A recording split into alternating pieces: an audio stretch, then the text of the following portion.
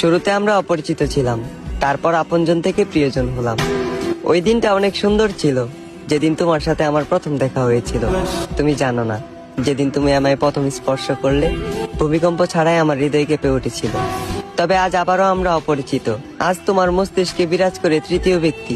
তুমি ভুলে গেলে আমায়, ভুলে গেলে আমার ভালোবাসা, হারিয়ে ফেললে অতীতের সকল স্মৃতিশক্তি। আমার হাজারটা স্বপ্ন ছিল শুধুমাত্র তোমাকে ঘিরে। ইচ্ছে ছিল স্বপ্নগুলো পূরণ করব তোমার হাত ধরে। তবে সেই স্বপ্নগুলো আজ রাত জাগা ঘুমের মতোই মাটি।